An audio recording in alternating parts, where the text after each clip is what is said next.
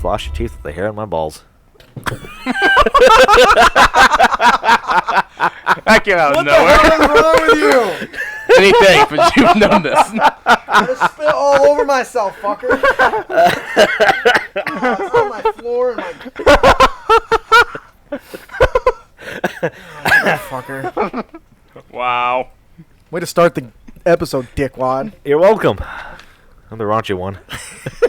Hello and welcome, heroes, to the Crit Academy. I am your host, Justin. I'm your Fuck co-host, you. Brandon. You're such a bitch. I'm your co-host, Ian. The mature one, it seems. Yeah, we all love you. It's true. He's the good one out of us. Little angel. I won't go that far. That's true. Justin just looks like a penis with Do hair. you want to read? This podcast was created to provide you, our heroes, with new and reusable material for both players and DMs. Alright, we hope to inspire you with your creative content that you can bring with you on your next adventure. Our show may not be suitable for young children, but neither are our D&D games. This episode is brought to you by our generous Patreon donors. If you don't know it, so thank you guys very much for celebrating us and our greatness. No, that's not accurate. Thank you We're for not that conceited. well, one of us is. Thank you guys so much for all your support. It really makes a difference to the show. It helps us improve. I mean, all this stuff that we have is because of you. Even the camera. We didn't have cameras for like 30 episodes. And so. this microphone, and this arm, and this headset I'm wearing. Yeah, all of it. So, thank you. If you don't know what Patreon is a membership platform for creators to build relationships with their most loyal fans, known as patrons. It's a tier-based reward system that allows you to support your favorite creators for as little as $1 a month. In exchange, you are offered exclusive content based on the tier that you select. Some of our rewards, at $1, you get access to our private Discord channel, our show notes ahead of time, a couple other tier rewards are enjoying the show live stream like you guys are right now. So I waved everyone in chat. Hi. Yep. As well as custom tokens and even getting entered to win free artwork. And then, of course, we have our monthly Patreon hangout where we just sit and kick our shit. We sit and kick it with each other. We talk, play games, we do kind of whatever we want. And then, of course, we have our top tier reward is you get entered to play a game with us, which I'm super excited. We've got 2 games coming up this week. We do. One on Wednesday at 5th level and one on Sunday at 3rd level. So I'm super excited to run those games. We are, of course, now streaming those on Twitch. We just need to remember to save them afterwards. I did that for the most recent one. We ran the Grand Illusionist. Was that Friday? Was that 2 Fridays ago? That was 2 Fridays ago. We ran Because luckily our game's this Friday. Yeah, it was really fun, and it was kind of an impromptu. We had a blast, so check that out. If you don't find it on Twitch, head on over to youtube.com and just type in Crit Academy. You should find it then. We're not popular enough yet to have our own / Crit Academy yet, but we're working on it. So Yeah. if you're listening, go and give us a like so we can get that / Crit Academy on YouTube. I think we discovered how evil my pirate can be. You're a bastard. What? You have a hostage? Don't care. What the hell, Sam? Quick, fire messages at Justin to try to throw him off. It does not take much. Thanks, Tate. To all Bastards. those mothers out there. Yes, yesterday was Mother's Day. Yes, it was just Mother's Day. I was so pissed. My mother doesn't live in this this state, so I didn't get to hang out with her, but I had to talk to her. I just called her and said hi while she was visiting my brother in Ireland. That sounds fun. Yeah. All right. What? Go ahead. Thank you, Camden, for following us on YouTube. Way to distract That's me. funny. It just popped up on my computer. It was, she went to go visit my grandmother because she was in the hospital recently. So I texted her, "Happy Mother's Day. I'm making you something." And I spent 6.5 hours yesterday drawing or painting a rooster because she likes chickens. She has her kitchens all decorated in chickens. It wasn't a drawing, actually. Sorry. No, you're not. So I get to her house and I'm like, "Here you go." It's like, and Jeff, my stepdad's going, "Well, it's nice to know that your phone was broken all day yesterday." You son of a bitch. Like, I was busy making something. I made her this. It's like, "Well, it's a turkey." It's like, "Oh my God, I drew you a cock." It's a rooster. Look at it. It's pretty. It was pretty nice, actually. Anyways. The file name's actually called Mom's Cock. Oh, no. Wow. We need to have like another show that's just us talking bullshit because I would listen to that. But then that's more work than I want to do. So anyways, so thanks for joining us today here at Crit Academy Studios, where everything's made up and your roles don't matter. Yeah, that's right. Your role's like a campaign without a theme. And really, That's just an adventure. maybe. Uh-oh. We got the spinning wheel of doom of loading. No, don't do that.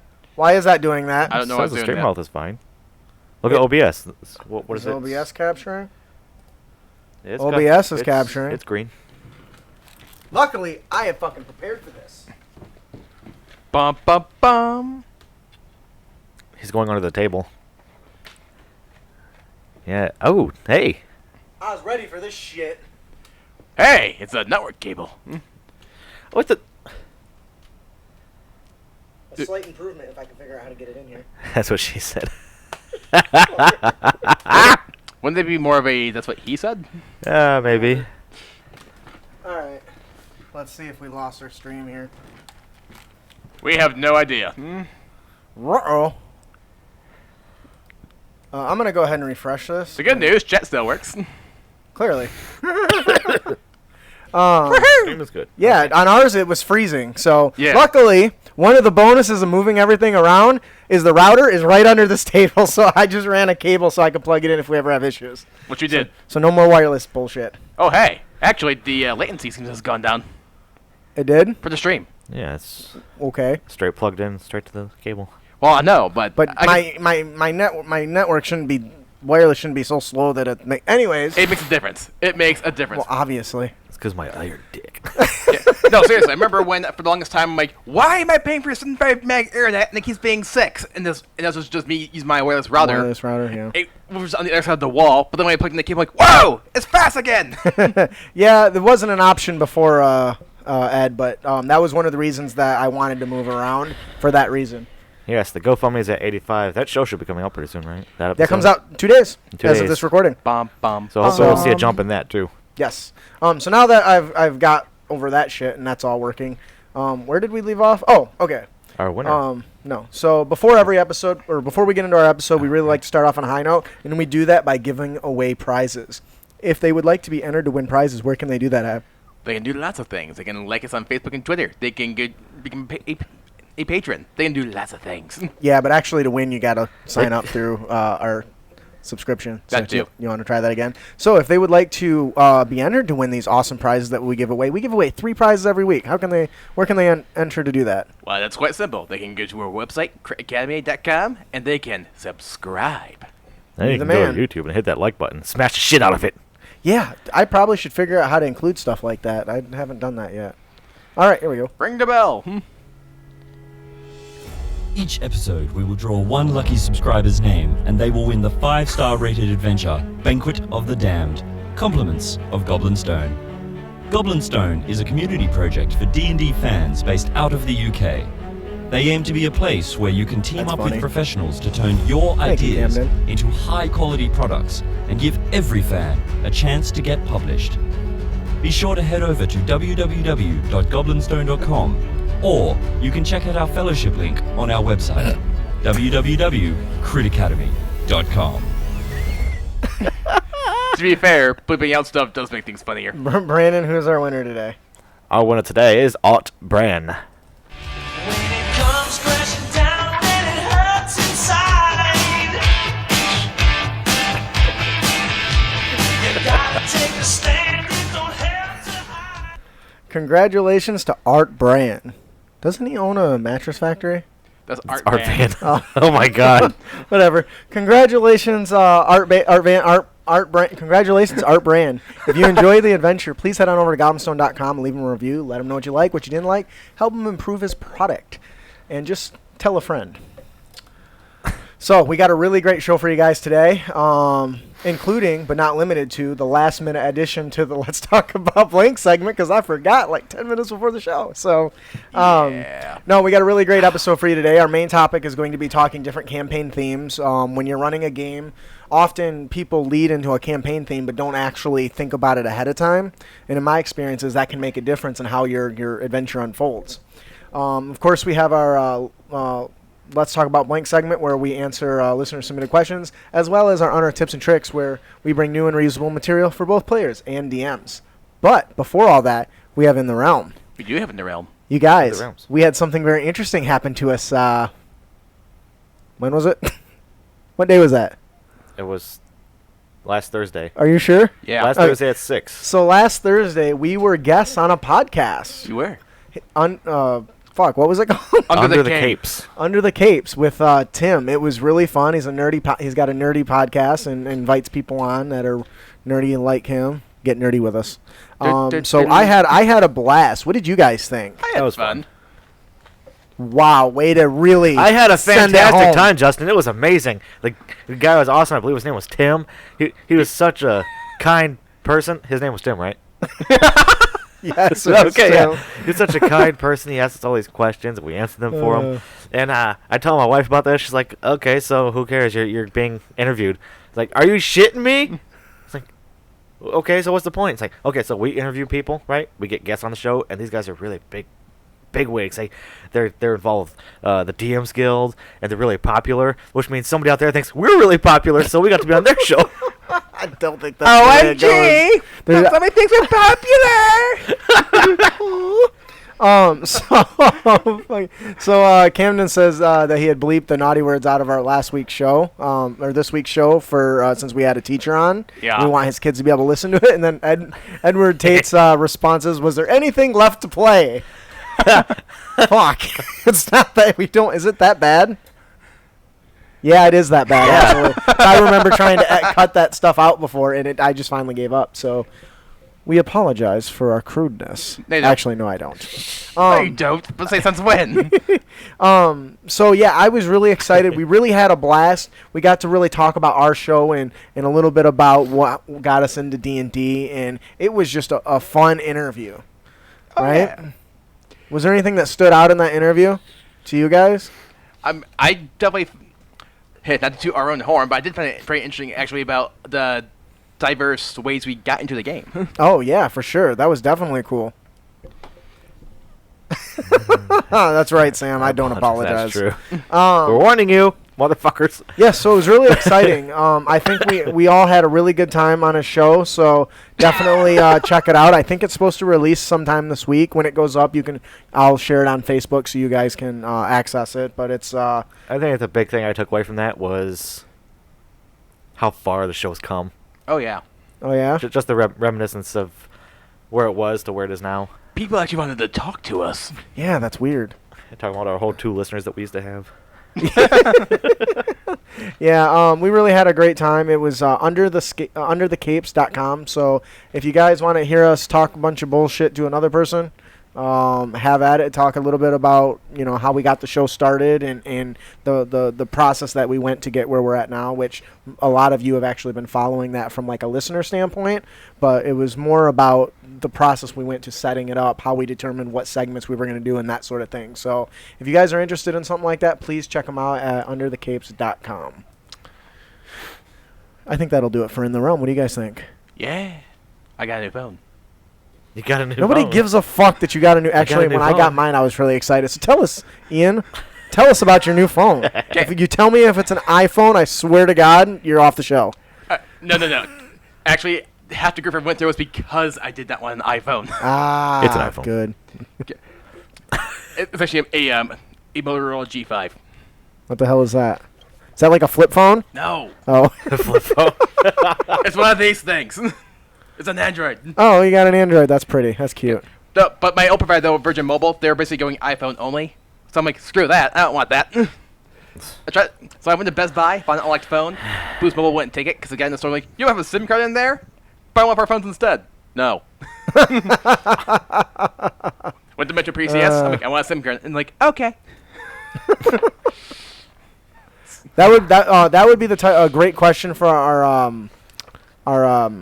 Patreon pals there, Sam. He wants to know about our journey through Spotify. So that would be really cool. Actually, I'm going to Right. digress for a quick second. We're on Spotify?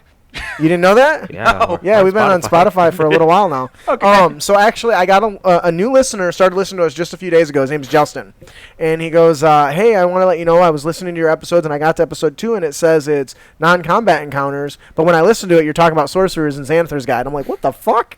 So I went back. Sure enough, somehow it's titled that, but it's the wrong video file, so I had to change that. I don't know what I did or how I fucked that up, but Wah, wah. Anyway. I mean, I'm gonna be honest. I just sit here and just from the mic and just talk. Good. Fantastic. But, well, I guess that'll do it for In the Realm. Yeah. Brandon, if they'd like to visit other realms, how can they do that? They can go and find a magical stone, and they can go to a place called Audible. I don't know. You can go to audible.com. No. Yes, you can. No. You can no. go there. So, Yeah, here's hey, what we're doing. no, No, shut- seriously. shut it. Here's what we're doing now. I got it. You No. fucking You've already done fucked it up, so we're going to go ahead and change it. piece of shit. We're actually Cock in going to the ass. direct them to a link on our website. What? It makes, from a business standpoint, it makes more sense to ship direct is them to sinking. our website. It has to be floating first, Nathan. That's a good one, Nathan. God damn it, Nathan! You made me derail my thought. What was I talking about? Oh, so your dad emailed me a bunch of shit, and he made a few valid points, and one of them was you never want to direct to somebody else's website. So now you're gonna say you can get a free Audible trial at our website. There is a link, and go there. Or you're gonna explore the realms just from the wardrobe in Britain. Whatever. We're drowning on dry land. It's called the desert. There's a free Audible trial. There's a Brandon. link on our website. Go there. Brandon, if they want to visit other realms, how can they do that? They can go to www.critacademy.com, and you'll find a link there to Audible where you can get a free audio book with their 30-day free trial at audible.com. You almost nailed it. Well, You're like 5 seconds you would have had it. Well, and I got to our website, it's like, oh, I always that's not Audible, so. You can visit www.critacademy.com, and we have a link there for Audible. And if you go to Audible, you can go to Audible Trials, and you can get a 30-day free trial along with a free audio book when you do so. And you can just cancel if you want, but Some of us might have did that. So thank you for that, Brandon. I still haven't done that. We get $15 when we do that. I need to do that. Yeah, you should. Well, when so many people, I think once 2 or 3 people do it. I told my wife, she's like, I already got an Audible trial. It's like, you're a traitor. Damn it. So yeah, check it out. It's great. I actually I use my copy to download the Oathbreaker, Brandon Sanderson's newest book. So cannot recommend that Stormlight Archives enough. I have the first 2 books. Just actually need to read them. What? Oh, dude, you just lost 100 cool points in that. To be fair, I was reading his Mistborn series. Oh, whatever. I've never read them. I don't read. Do you know how to read? Sam said do. I would just put the link in the live stream, but it's a podcast. Yeah, that's not going to help. And plus, directing people to our websites. I better, do. I'm told. My I problem guess. is that because I have. Will you stop talking for 2 seconds? because I have ADHD. I'm reading What? I'm Did you reading do that on purpose? Shut up. No, I didn't. God damn it. I'm reading Dragonlance, the first book, and I started reading it a year and a half ago, and I'm still reading it. It's turn the page. Ooh, shiny. It's like every few months I'll read 3 chapters, and I'll get on the game system. Okay, so okay, guys, I'm gonna rein us back in here, so we're not. Sorry, guys. We didn't have the time before the show to fuck off, so now we're doing it now. That's actually right. Imagine that you don't work today, so there's no reason for you not to be here early. I had to What about replace you? my wife's tire. I woke up at 5:45. That's still an hour and 50. Anyways, so moving on to our next topic. Finally, after 20 minutes, Jesus, we have our Let's Talk About Blank segment. Our question comes from. We have our Let's Talk About Blank segment where we hear feedback, blah, blah, blah, where we get questions. We have our Let's Talk About. Oh my God, you broke me, dude. I didn't do anything. So next we have our Let's Talk About Blank segment where we Answer questions from you, the viewers. Yes, thank you. Say that again. Next we have our Let's Talk About Blank segment. Where we answer questions from you, the viewers. Thank you. Great. God Our- damn. this, Major Take Camden. this question comes from Jason Short. How does a character know they have new abilities based on leveling up? Or is it just one of those things that allow metagaming? Or is it just one of those things we allow metagaming to take care of? Brandon. You can see it in Ian's face whenever every time you mention metagaming, it's like nails on a chalkboard. It's like, motherfucker, stop saying those words. So we kind of have the same feeling on this. So let's see what Brandon thinks. What do you think about this question? Do you need me to read it again? Maybe they pointed me out. I'm not used to that. Well, we were talking about this earlier, and I was saying that it's a lot like when you're at work. This is how I see it. Fuck you, dude. What are you laughing at? I'm laughing at Sam. He's like, haha, live stream, worth it. Oh, good. Tell your friends so we can get more money. No, Oh, man, did I tell you that thing cost $100? Blanket? Yeah. Makes Damn. sense. Anyways. they paid for it. I'm gonna play as roleplay a short story of leveling up and how that's they good. progress. That's That's good. That's good. a good way of doing it Yeah. because hey, we got Finish your thought. Fine, I am. Before you read his thought, before you get our thoughts. God. Fine. Jeez, we were talking about this earlier, and I was like, well, this makes me feel a lot like work. When you're at work and you're doing something that you've known how to do, and then you find a new way to do it, and you feel like you leveled up somehow. Leveled up at work. Like it just snaps, just clicks, and you get it. Yeah, Oh wow, that makes way more sense. I get it. And the best part is, this has been happening to me for the last decade, and every time I feel I like I leveled up at work, I hear the level up riff from Modern Warfare. Did it. Yeah, Wait, that that's thing. Mario. so Those are called raises. I never got a raise. what? That's bullshit. You got a raise within the first 90 days of working. What are you talking about? And don't tell me you didn't. That's part of the contract. What, and next year? Yeah. That's contractual, though. That's still a fucking raise. My money went up because they had it in the paperwork, but that's not really a raise. No, a raise is when you do a good Anyways, job, we're and they say, di- "Here we're you di- So yeah, Ian, Penis. would you like to talk about what Sam's got a really great point there? Yeah, what Sam here said in our chat right now, he's like, I make my players roleplay a short story of leveling up and how they progress. And that's actually kind of a cool idea. Yeah. And I'm now totally picturing the training montage from The Crying Kid. You're the best around. Yeah. So the way I always pictured it, and I think they explain this pretty thoroughly in spellcasters. That they talk about that you're constantly, for the wizard, you're constantly researching, right? Mm-hmm. You're constantly studying, you're constantly learning. So, in my mind, when you level up, that's all that training is finally to the point where you've mastered whatever that particular technique is. It's like Mario. If I bet you know how when he throws that fireball, it bounces off of shit. Yeah. I always thought that if I threw it enough, eventually that shit would go straight.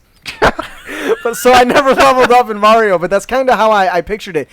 In their downtime, they're constantly practicing these techniques, whether it's learning how to stealth, maybe at night, the rogue before he goes to bed is out sneaking around and testing his ability to go unnoticed and tailing people, and, those are things that they're doing in their active downtime. I'm now picturing Drax from Infinity War. I'm invisible because I'm not moving. I'm moving so That's slow. funny. What do you think about that, Ian? I mean, that always made sense to me because your character they're always doing stuff in between when you're role playing or when you're adventuring. So to me, training always made sense in that regard. Well, even when they take a long rest too, right? Yeah. Because the idea, I think in the Wizard, it talks about that you're using some of your long rest time to study, right? Yep. So, what are you doing? Nothing. You're obviously fucking doing something that's not related to this. We're working on a soundboard. We need another cable. We'll get that to you eventually. Yeah, so that's how I've always pictured it. I like the idea of role-playing it out. When we've talked about it, I think, on the show before about multi-classing. To me, that's kind of similar. When you multi-class, I always required that you explain to me why your character did that. Now, it couldn't be more than 2 lines saying, hey, I'm learning this technique because in my spare time I'm reading this manual. Or I'm hanging out with Ian's, nut cruncher or nut puncher or whatever the hell his name is, and I'm learning from him. And I think that you can do the same with techniques. And I think in one of our player tips, we talked about that. When you learn a new technique, talk about how you acquired it, where you learned it. I think we might have been talking about feats at the time. Maybe. But describe kind of how you acquired that technique. And to me, it's always something that your character's always doing. You've been practicing Featherfall, right? Well, how did you practice that? Well, I fucking got pushed off of a building and practiced. That's a hell of a spell to practice. You use the somatic component wrong and smash into the ground like freaking the Hulk and the Ragnarok when he jumps out of the plane and hits the Rainbow Bridge. Yep. Funny. I'm also pushing to a brief training montage with the martial arts master, and we did master techniques. Congratulations, you have finally increased the pecking order. You are now higher than maggots. You are now worms. Sam says, one of my players botched a summoning spell as a bard and summoned a quasite with dark energy during a long rest. This is the beginning of his journey into multi-classing into warlock.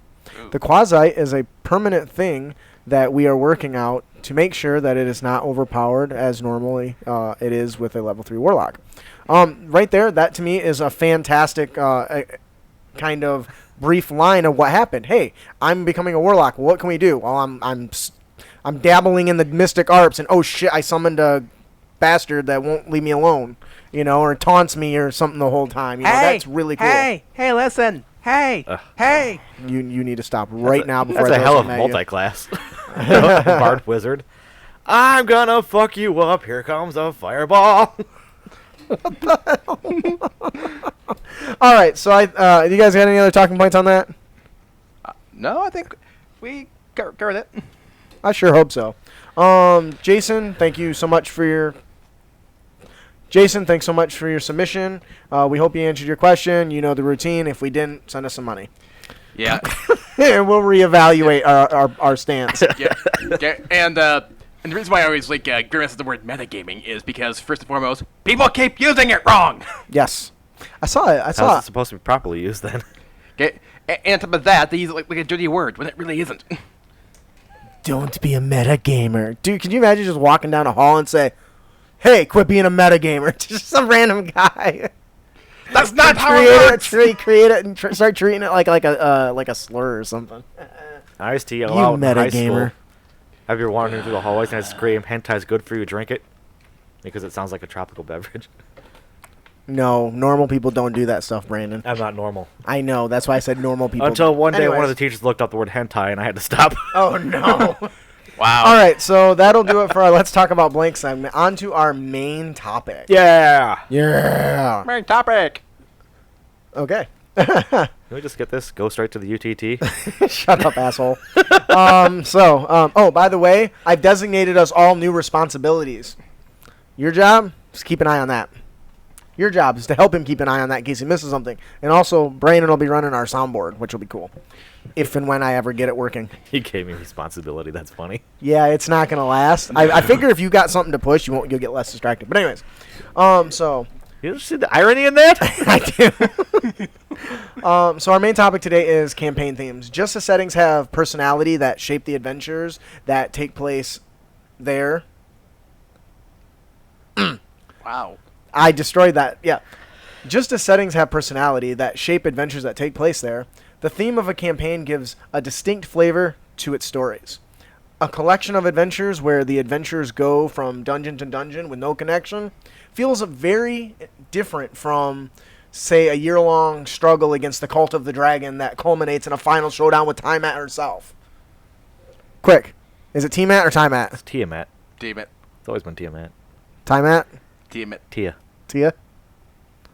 Who's got it right there, audience? Tiamat or Tiamat? Tiamat. Oh, that helps. That does help. Thanks for typing it out. No, Tiamat. you can't agree. It's not Tiamat. It's Tiamat. Brandob. Brandob. That's my new name. That's funny. It's Tiamat. Anyways, so that'll start wars. When we generally, and I think this comes down to the unique DMing style, but I don't think everyone really thinks about the theme of their overall campaign setting when they start. So we're gonna go over some of the differences and kind of what makes them kind of stand out. So I think each of us can kind of take one as we go through it, if you'd like. Oh, yeah.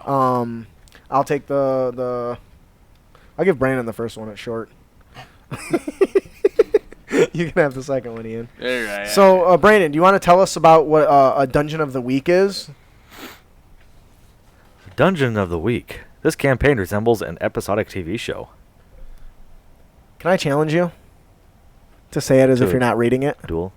No, this is not Yu-Gi-Oh! Deckard Cain. It's time to duel. No, not even that. Just Deckard in it. Cain. It's a Dungeon of the Week. This campaign resembles like you're watching a TV show. What happened last week on our show? I don't know. Let's take a read from the book.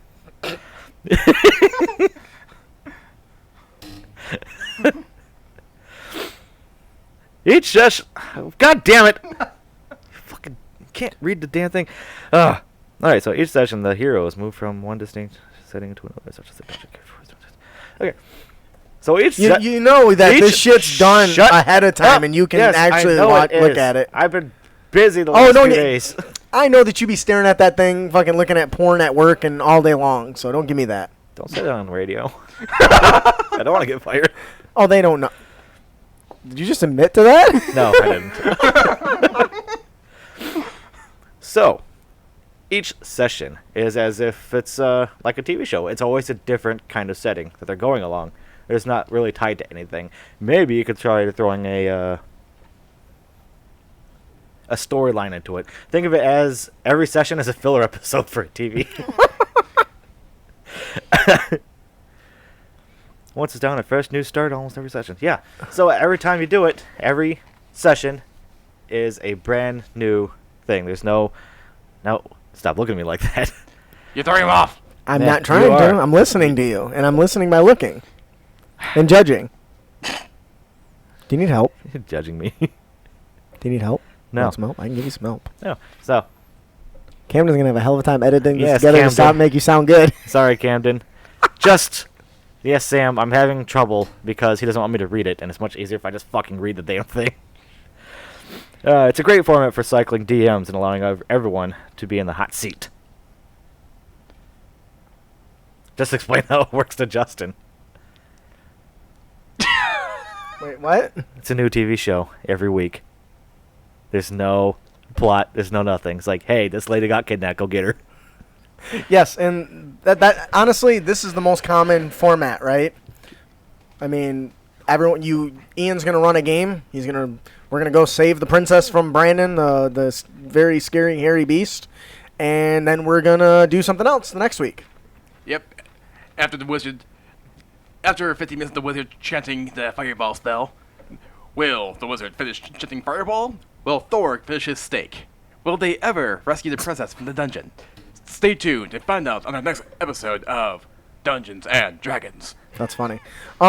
Actually, while this seems like the most disconjointed as far as adventures, I actually think this is one of the most powerful ones for a couple different reasons. One, you can change your like actual like subgenre theme as often as you want. One week you can do a horror, another week you can do a mystery, the next week you can do a dungeon crawl. You can change it week to week, which I think is fantastic. With something like a campaign setting, say like Curse of Strahd, that has a very certain tone Yeah. that you have to really maintain consistently, which for some people can get boring, or they can get overwhelming, or they just want something different. So, in my opinion, Dungeon of the Week kind of themes are great for that sort of thing. Variety. In addition to that, it's easier to cycle DMs. If you say, hey, does somebody want to take over, anybody can jump over and run their own style. And there's no worrying about whether you're going to need the same characters, or if somebody dies, dying becomes less of a thing, right? Because if you're going to change the adventure every week, you can probably change characters if you want to. So, I think another good way for that is that if a player misses a day, they're not missing anything. yeah, that's another good. They're missing their good bonus to experience, that. but that's about it. There's no story or plot to catch up on. Yeah, Ed Tate says that that's how he played back in the 90s. Yep. I was going to make an old person joke, but I'm above that. I couldn't even get through that without laughing. You made an old person joke just by saying that. Yeah, whatever. And then Nathan says episodic campaigns make it fresh and new each week. You never know what the type of story it will be, and that keeps the players engaged and excited for the next session. I agree 100%. So, Or as Sam says, or the DM can't make a game, and that way it's not foobard. oh yeah, there's a good one. Yeah, because there are times where the DM can't make their own game. Yep. So being able to just change in any person, if each of us are in a game It is not inconceivable for say, hey, each one of us needs to always have a adventure ready. Yep. Something that if something happens, somebody can jump in on the fly, and you can do that with Dungeon of the Week without losing any pace. That being said, it's not my personal favorite because there's only so much time in a single session. Yep. Now, there's nothing saying you can't make it a session or 2 or maybe 3, but anyways, that is the first theme style of campaigns is Dungeon of the Week. Whether you can call it whatever you want, episodic, but in the end, they're not really connected, and that gives you a little more fresh freedom to the campaign. Ian. I'm going to read ahead. Yeah, that's a good idea. That's why I actually send these are on I make these like at least 2 or 3 days in advance. You do. I do forget stuff too, but because I forget to go back to it. So what we'll do is we'll have him take mission. I'll do this one, and then you can do that one. That's what I Okay. was doing. All right, Ian. What's our next theme? Our next thing that we can run is on a mission. Dun, dun, dun. It's doing it again. Doing what? The video. That's not my side. Then they said it didn't. They said it didn't interrupt for them. Okay. So we're just gonna keep going and pretend we're professional. Anyway, on Don't a mission. notice. On a mission. This campaign theme quickly links the hero's exploits with an overarching goal. You overlay a mission or story, or otherwise independent session. Some examples include exploration, where the hero set up on a map to a particular unexplored region. There will be monsters. Maybe it's an island, or an entire continent, and you encounter these threats along the way. Maybe they are Maybe they are seeking out a hidden temple, or they are homeward bound after taking part in the recent war as they go on an odyssey, shall we say. Or maybe they are having a religious mission, because faith, after all, is a powerful tool that you can call others to action. The characters can be making a pilgrimage to some holy site, or maybe they are holy warriors dedicated to stamping out a particular kind of threat, such as demonic or aberrant creatures, or maybe even undead. But whatever the story, it implies a stronger connection between the different adventures. I think I figured out what's causing the sporadic feed. My antivirus just finished and said it didn't detect anything. I started talking and we lost 2 people. Am I that boring? Possibly. I'm starting to spot a trend. I don't understand why it's so bad, though.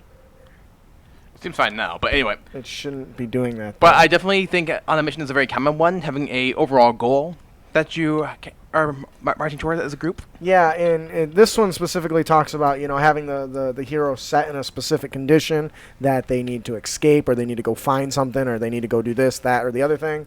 I think I really like this one because, for instance, exploration is a big deal in this format, where you have... Okay, the Maw, the Savage Dawn that we're working on right now. In the Maw, the whole goal is on a mission, pretty much. It's, okay, there's shit out there. We don't know what it is. You need to go out and find it. That might take 1 session. That could take 10 sessions, depending on how deep and how fleshed out the story is. Yeah.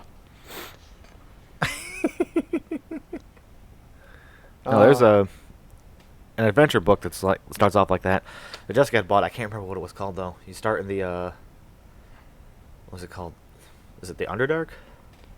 Depends. Is that what you're talking about? Because the Underdark is a thing. I think it's that. You are miles and miles under the ground, surrounded by drow. Yes.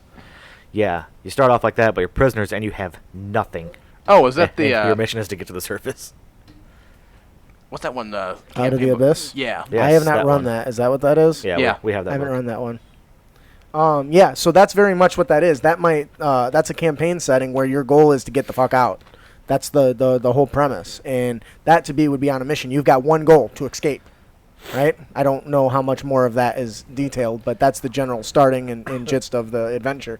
And this goes the same way. You have some. I think that paladins are a good example of a character that represents the on a mission.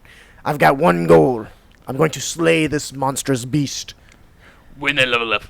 When I level up.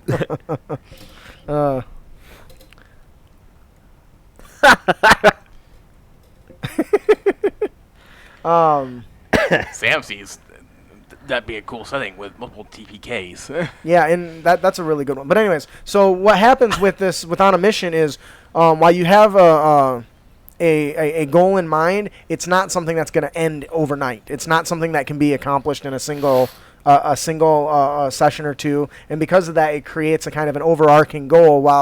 While you're trying to escape, you might do other encounters and other stories. As you're, making your way through the Underdark in this case, you might encounter other quests along the way that tie into the overall, we need to get the hell out of here. Well, I'll tell you what, buddy. I'll help you out. I'll help you get out. But you got to do something for me. So it leads to this kind of collection of stories that are connected stronger than, say, the Dungeon of the Week format. Yes, Sam. Do you want to read what he said? No. Says that he loves the idea of the podcast with disjointed laughter as you read the chat and have no context. Yeah, that's why I told you to read it, because that totally proved his point. And that's why I said no. Some of that stuff we don't find is interesting to actually go on the show, Sam. Sorry, not every one you have is a winner. And Camden does a pretty good job of editing that. Yeah, he makes it sound awesome. Oh my god, yeah. Before we go any further, Camden, I finally got a chance to listen to the episodes that you've been editing, and holy shit! They sound way awesome. To make me feel like a shithead, asshole. Okay, I'm gonna make you feel like real shithead. You made our old episodes sound like adolescent teen with a tape recorder.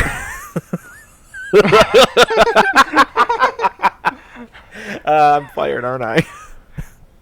No, you're volunteer. What? Sam's like, I don't care. I don't listen to the old shit anymore. Anyways, so the next theme we have is the ultimate villain. Many adventures that pit our heroes up against a particular adversary naturally lead to a single villain who's ultimately really behind everything. Our heroes often begin their careers fighting kobolds, orcs, goblins, only to discover later on that they're actually servants of some dark wizard or demon spawn or something along those lines. The continuing adventurers lead them to battles with a growing list of more and more powerful monsters, battling hordes of kobold minions, then, their lizard leaders and lizard folk leaders, and then climaxing in an epic battle against a monstrous 5-headed dragon. While the dragon may not have been directly involved in the heroes, starting the adventure, the problem raised by the minions were a direct result of some plan that the mastermind behind it had decided on. Dance, puppets, dance. Right, and that's what it is. This is, I would say, in my opinion, this is probably the most common story, right? Oh, yeah. If you're running a campaign, generally the DM says, okay, this is what's going on, here's the big bad, here's his motives, here's how he's going to manipulate everything, and then as the DM's developing adventures, they find ways to connect that directly to that person, either very subtly, and maybe the players don't find out for a while, or maybe they bust in a door to save the princess, and there's the big bad showing up and giving you the middle finger and the F you as he's magically teleporting off and leaving you to deal with his minion, who undoubtedly you're going to destroy anyway. So stupid. But that is the most common one. I hate that scenario because you know that the big bad's sitting there taking his last breath thinking, if I would have gotten off my lazy fat ass and taken care of the problem myself, this would have never happened. All I had to do was keep them from walking to the right. That's it. It's funny. I had, in one of my games, I was running this format, and I had the big bad. His goal was he was going to escape. But one of the players insisted that he wants to attack him before he goes. Nat 20. Fuck. Okay, I'll tell you what. I have planned for this guy to escape. But since you're so hell-bent on trying to bring him down, let's see how it goes. He got the first attack in, so obviously the villain now had a reason. Okay, sorry. I lost my train of thought. Thanks, Josh. Villain now had a reason. What? Villain now had a reason. Oh, villain now had a reason to actually get involved in combat, and it didn't end well for that player. That player died because he was level 4, and the wizard, or the enemy, was a CR 18.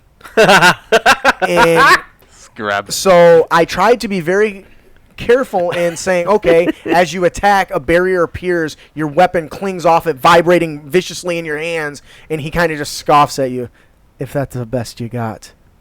You're going to die right here, little one. And so the next up was, well, what can he do? I'm going to cast sleep. Knock everybody out. It only gets a couple of them. Right. Of course, it's the idiot that insists on attacking this guy. So as he's trying to open up his portal thing again, he charges back in. I'm like, motherfucker. So I killed him. And then he went away. Everyone else was survived, though they did end up prisoners and had to do the whole escape thing. But anyways. It's like standing in front of a fully armed F-18 and going, what? What are you going to do? He got a little Glock in his hand. But that's what it was. And it was one of those things where I tried to let them know, hey, there's somebody else in charge. He was never meant to go into battle with them. He was meant to be just another a MacGuffin, right? Yep. Hey, this guy you've been chasing is actually taking orders from somebody else, and the goal was for them to understand that. And they one of them. It was really only one player, so which is why the guy chose the sleep spell over anything else. But anyways, so this is to me is probably the most common one.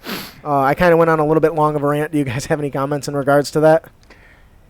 I mean, a good villain can go a long way. Oh yeah, for sure. I think a really thoroughly built villain with a great motive is some of the best things D&D has to offer, especially the villain that doesn't think he's a villain. Oh yeah. The villain whose motives are pure. Thanos. They might have got Thanos is a good example, right? Yeah. His Movie real, Thanos, his, anyway. his no, I think wasn't that how it was in the comics? No. Oh, okay. Well, anyways, He wanted to bone death in the comics. Yeah, that's true. He was trying to court death, and actually, I think they pointed that at the end of Avengers, right? No. To attack Earth is to court death. I'm pretty sure that was the line. Anyways, so Spoiler alert. By the way. well, we didn't talk Not too really. much about the new thing. I mean, if you haven't watched Avengers in 10 years, fuck off. Anyways, that being said, this is probably the number one that everyone runs into, and the most common you're aware of. Or another good villain too is like Scorpius from Farscape. Like he's a very well-rounded, well-made character. You actually understand his where he came from, what he's doing, why he's doing. You actually feel sympathetic for his cause. But then he does something and go, oh yeah, bad guy. Yeah, and those are the best villains, I think. Yeah, Sam. A lot of bad guys are way overly arrogant, and that's one of their major flaws. Yes, yeah, I agree. That and plus 3 weeks till public listens to this. What? Oh, they talk about spoilers. Spoiler. Oh, okay. It's an Yeah. additional 3 weeks, so fuck it. Gotcha. Yeah. Spoiler alert. Well, actually, I kind of turned it away from the Thanos thing, but I do think that where he's coming from makes sense. Yep. And it's a real threat. You know. Anyways, that being said, that'll do it for the ultimate villain. Who did I assign the next one to? Me. Can you Like, Thanos is logical. Oh, Hitler had logic too, but you don't see what happened to him, do you? God. Okay. Not even close, remotely the same thing, but okay. Whatever. Time For Hitler and Germany. I need to watch that again. Right. So the next campaign. I wonder how theme. many listeners we just lost The because next you guys are saying about Hitler. Well, Nazis suck. Okay, we'll just say That's that. true. Yeah. If you're a Nazi, you can unsub right now. I'm not a fan. Anyway, Okay. So the next campaign theme, which is one I would like to try because I think it'd be fun, is you would have the to run a game first with me. world-shaking events. Ooh, that's good. Where'd you get that from? I got it from your fucking list. You gonna run a So, game for me? This is a campaign where there's an event that the heroes have to stop. It's something that can completely alter the way the world is as it is currently. And I think the best way to do it is to actually have a time limit till it happens to give them that push to get it done. Because I like the idea of a campaign where if you save it, or if you actually complete it, then you save the world. But then if you don't complete it, you jack the world up some other how, and they got to deal with that and keep going on in that kind of realm. Another a good example is, actually I thought about it before I read it, was Final Fantasy VII. Now you have the meter coming down, and you have a set time to save the world. Yeah. In my opinion, the things that are world-shaking events, this is the best time to make the choices that the players have an impact. If they don't do what they need to do, the meteor hits, destroys Half-Life. Congratulations. We are now in a homebrew version of Forgotten Realms or or whatever. Oh, I see what God. you did there with the snap. Gone in an instant. And yeah, Sam, that's a good idea. What's that? To be honest, listeners want to learn more about Hitler and the like to learn how to make better villains. Oh, dude, that is a baller DM tip. Hitler was a great villain, so we can throw him in a campaign. Use him as an idea. There we go. Raise my chair up a little bit. Yeah, I agree, and I think that this is a big deal because I haven't seen a lot of these. I think in 4th edition, and correct me if I'm wrong, anybody, the Spell Plague was a big thing. It was a catastrophic event that marked the entire marked the planet, and created this, surge of magic everywhere, and magic became super common, Or there's that one plague that went around WoW for a while due to a game glitch. Oh yeah, the disease thing. Yeah. Oh yeah, that spread and killed everyone. Everyone was avoiding the cities and shit. Yep.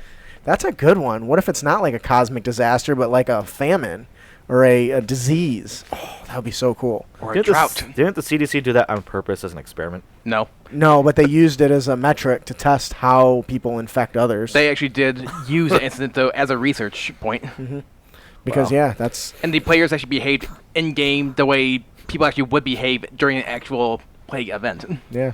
Run away. Or So not log anyways, or not log in, just not play for a while. So for something like this, it's super important because this is something that really can be used to lead in from using a predetermined setting, a pre-built campaign setting by somebody else to usher in towards a homebrew you want, right? Mm-hmm.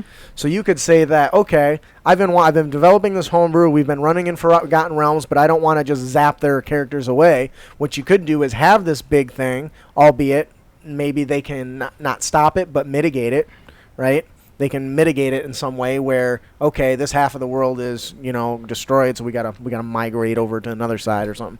But it could be a good opportunity to shift a current campaign setting into a homebrew. Ooh, or the fabric of space-time is breaking apart, and one world is merging into another world. Ooh, Oh, that could be a good way to bring in like different That's- technology, that sounds hardcore. Yeah. because you can bring in like different technologies and stuff, like alien type weapons and, Yep. and sci-fi type style stuff. That could be He's got a cool. fighter walking along. He picks up this thing. This like, the hell is this little metal cylinder? He tosses it. It turns on. It's a lightsaber. It's like, no. Yeah, Mistra had to die again. On that, Mistra is actually plays a bigger role in our adventure here. Well, plays a role in our adventure that we're releasing soon. Oh yeah, Sam says you can also introduce exotic races that aren't normally seen with something like that. Did you ever play the game Rifts?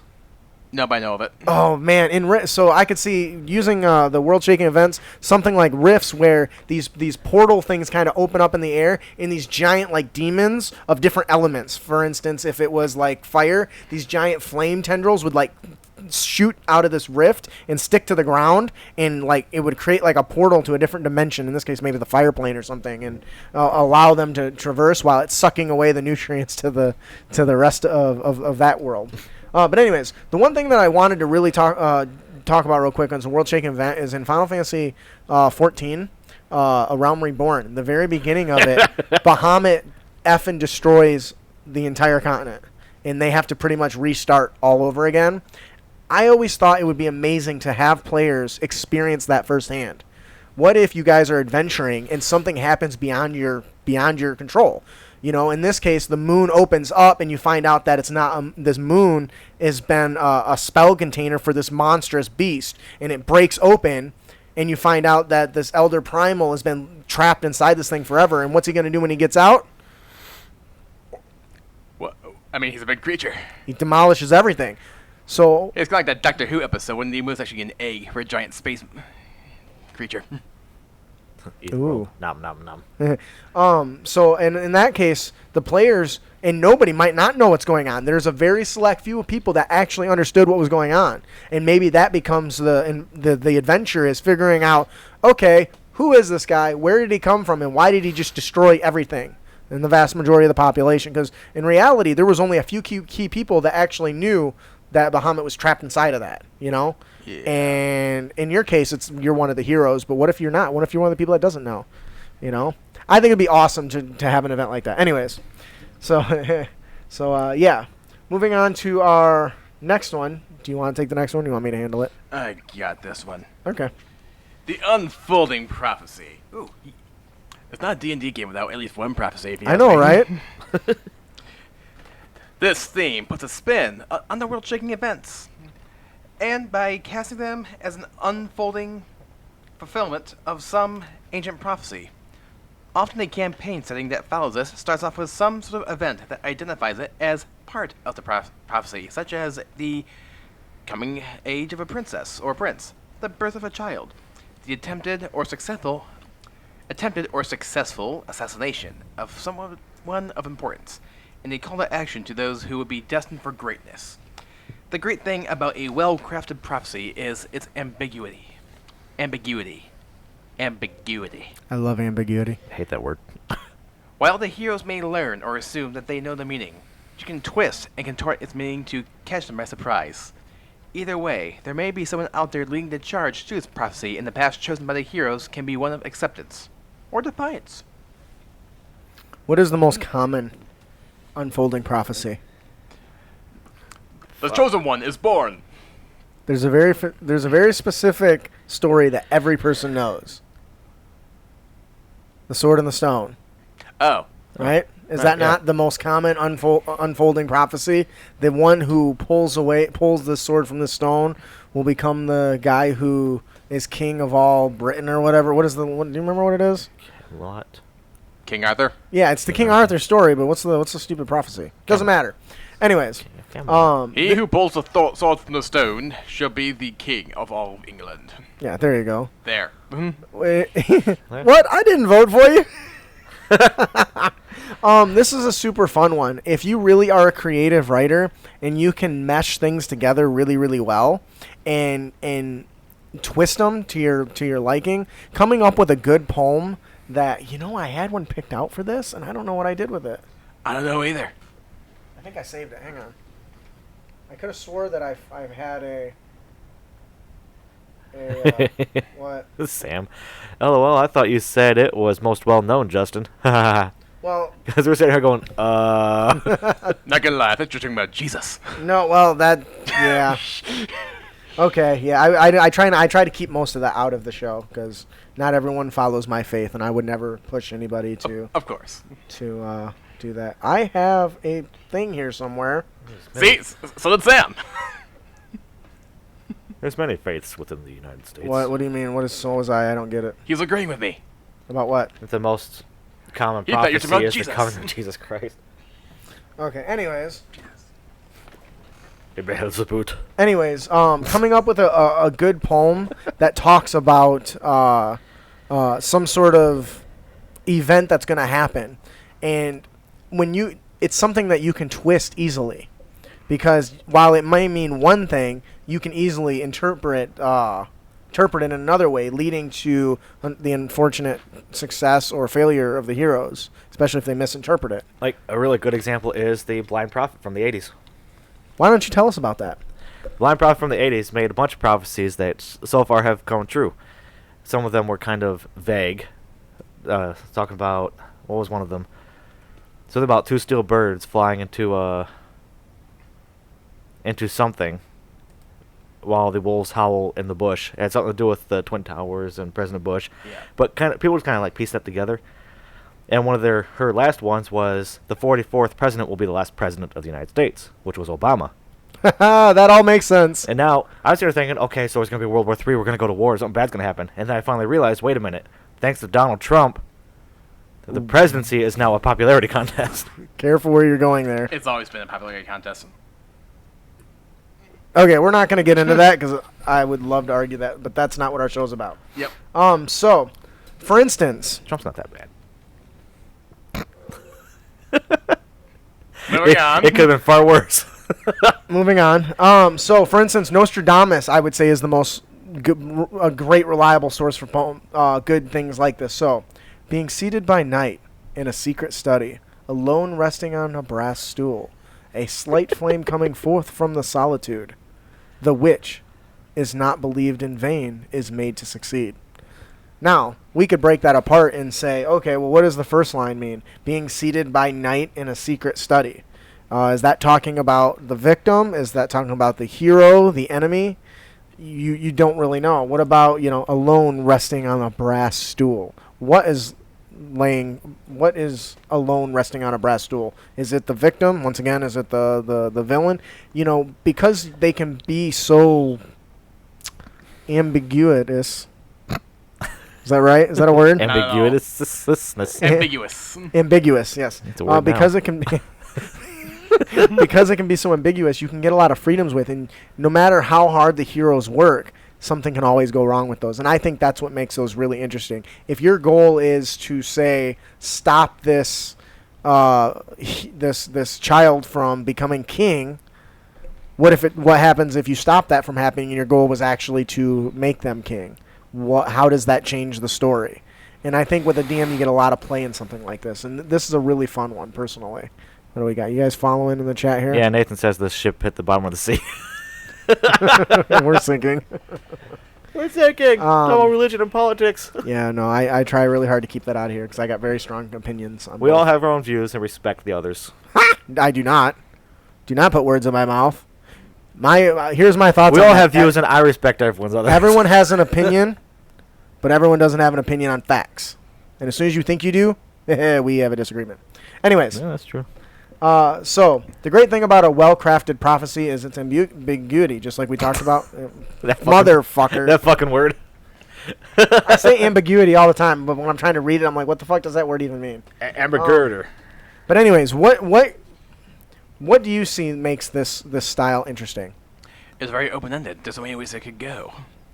Yes, and it can start. It doesn't have to be planned out that far in advance, because you can bend and twist the story. If you start that as the start of your adventure, you can even let the choices that the players make actually influence what the outcome is. Like if they think of something far more creative than what you thought of, because players do that all the time. Like no matter how many things I create of, they say something. For instance, spoiler alert to our adventure. That adventure that you guys ran with not you weren't here, bastard. The adventure that my folks here ran and killed the innocent people. You remember that? Yeah. They were in a tower of illusion, right? And they killed some innocent people who they thought were blobs.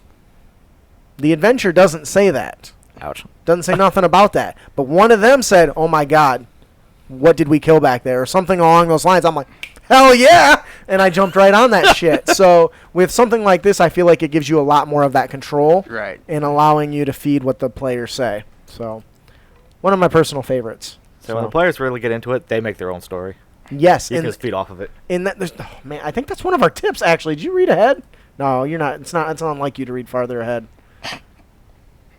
I think it just instills your intelligence. No, it's not. You're an asshole. Oh, yeah, it is. It's our player tip. Anyway. Well, goddamn.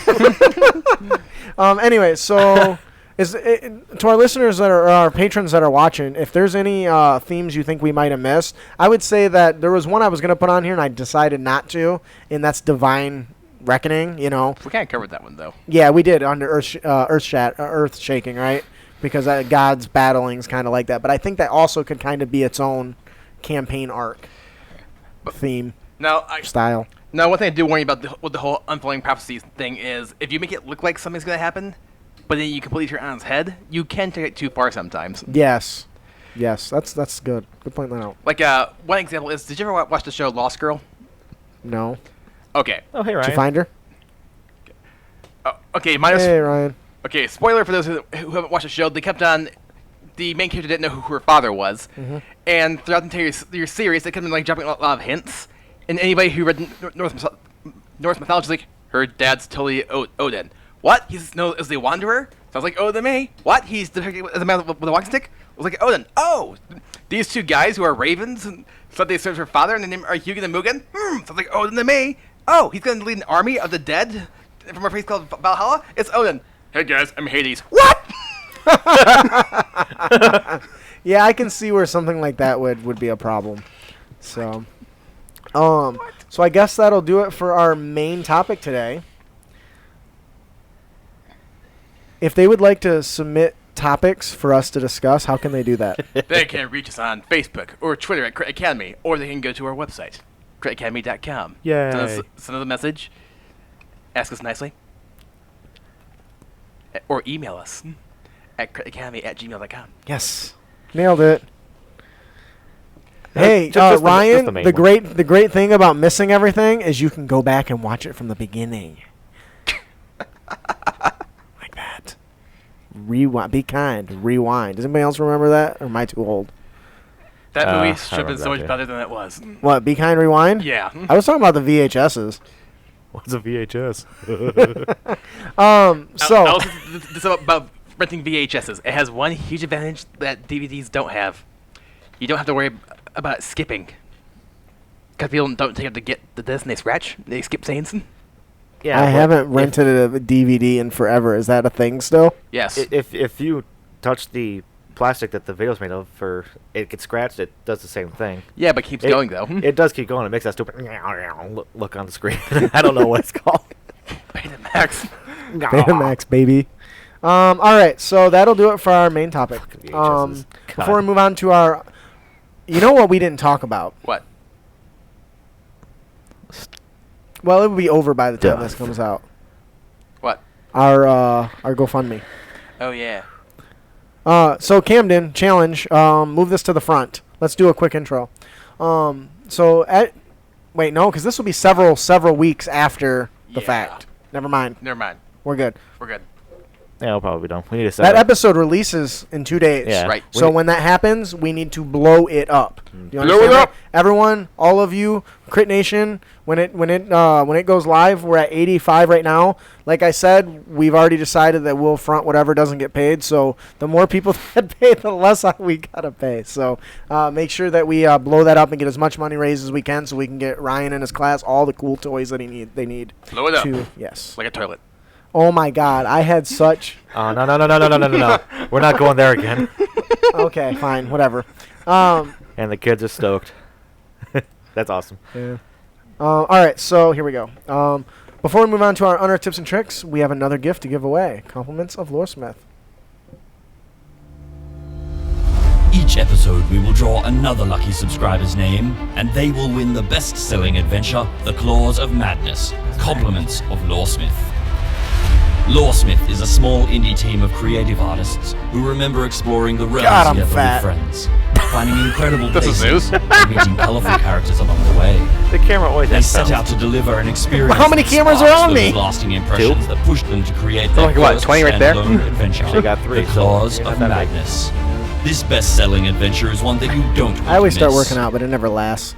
Yeah. It's like, yeah, I did it for a week. I still weigh a ridiculous amount. And our winner this week is. Ian, who's our winner? And our winner this week is JL Sparky 3. When it comes crashing down and it hurts inside, you gotta take a stand and don't have to hide. All right, give us a reply, JL Sparky 3. You are the winner. We'll go ahead and give you the link, and you download the adventure, and you have some fun with that. Yeah, Nathan, he did. Yeah, if you enjoy your adventure, please let Loresmith know. Leave him a review, tell a friend, all that jazz. Why do you think I reacted the way I just did, Nathan? Tassel. I've done the tassel thing before for Halloween. You're only as fast as you feel. You I know feel what? like a whale. Sam, I'm glad you say that, because my wife, we take the dogs for a walk or for a run. My wife is tuckered out after like 15 feet, and I'm just like, why are you out of breath? I'm the fat one. Like, Being fat has nothing to do with stamina. that's true. When I was on the treadmill, when I was doing the treadmill regularly, I could run a couple miles without even really Nathan. breaking a sweat. That nip rub was a whole adventure in itself. That's what my wife says. Oh my god. Not touching that. Not touching that. Wouldn't touch that with a 10-foot pole. Moving on to our unearthed tips and tricks, we have our first one, our character concept, which is submitted by listener Nathan. Brandon, would you like to take that? A half-orc that fervently believes that he is a demigod. He talks of how he plans on ascending to the heavens again, but the other gods have thrown him from the skies to live among mortals as punishment. Other orcs don't accept him because he makes these ridiculous claims. And humans, elves, dwarves, generally don't accept him because he's a half-orc. Oh, he's screwed either way. An outcast in this world, the half-orc roams from town to town, living the life of an adventurer and trying to achieve enough glory that the gods will allow him back into the heavens. Whether these claims are delusional or not can be made up by the player or the DM. The orc is a tempest cleric, drawing his power from the might of thunderstorms. Oh my god. Yeah. He might claim that he is, in fact, the god of thunder. His name is Thork. What the fuck? I don't know if this is the Nathan that's in our chat or not. Nathan, is that your submission? I forget sometimes. I don't know. I wouldn't have put his Nathan last is name. a common name. Oh, it's not him. Yeah. Well, it is. I don't know. Normally, I put a last name. I don't know why I didn't. But it's beautiful. Like I should take credit. I really like this character concept. Of course you do. By Angel Pirate. Not only has he been claims he's been cast aside from the heavens, but since he's an ugly ass orc, nobody on material plane wants anything to do with him either. So it creates a very interesting kind of lost outcast kind of feel. What I think is really interesting, I was reading an article, or I was in a heated debate on Facebook about a guy who his character wants to be a god or a dragon or some shit, and he's just polymorphed into a level, and I'm just like, why don't you just make him crazy? And Nathan kind of touches on that with this. All these claims could be real, or they could be just delusions of grandeur. And I think either way you play that, I think it would make for an interesting character. But if it turns out that he's delusional, because everyone's going to think that automatically, right? That reminds me of Ooh. you know they made a Mortal Kombat web series, right? That one lasted for one season, unfortunately. Oh, the more realistic one? Yeah, but I remember when they were showing a montage showing introducing the characters. One of the episodes was Raiden, where he first touched on Earth, but he happened to touch down on Earth in the courtyard of a mental institution. Oh, yes, I did watch that. Yeah, so he's like the thunder god, but No one believes him. nobody believes him because he's in a mental ward and he can't escape. Yep. Sure you are. Take your meds. No, I am the god of thunder. I must protect Earth in the Mortal Kombat tournament. I need to go back and watch that because that was actually one of my favorite parts of that. That and the Cyrax and Sector battle was really Yeah. cool. I was so I mad like the about season. that. I like the season after that though, when they actually did tell a more cohesive story. Yeah, you don't really watch Mortal Kombat for a story, honestly. Some people do actually, but anyway. I wasn't able to... I haven't watched it yet because I saw the trailer for it a long time ago when Sonya and Jax were interviewing Scorpion. Yeah. And that was kind of like the pilot to it. Yeah. And I thought it was never made. I thought there was It like was, trashed or but whatever. it wasn't. It was changed a little bit. Anyways, More that's than not a why little we're here. bit. Nathan actually has a really great point. It could be a little bit of both. Maybe he is a little bit God, and maybe he is a little bit crazy. He's a crazy god. Maybe he's not. Maybe a little bit loony. I like this character concept. My fucking chair. I don't know why. I think it's losing air. Probably I'm so fat it just gradually goes down. I really like this character concept, and I would love to see something done with this. I would love personally, if I was running a character like this, I would talk to the DM about coming up with like a parentage, right? Mm-hmm. Okay, if I'm crazy, who are my parents?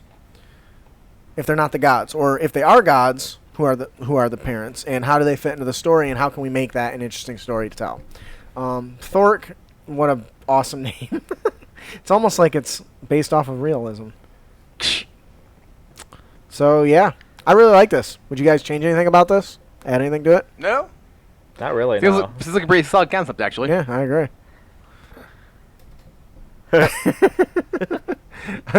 Nathan says, I'll steal the idea for you. Next extra credit game. Yes.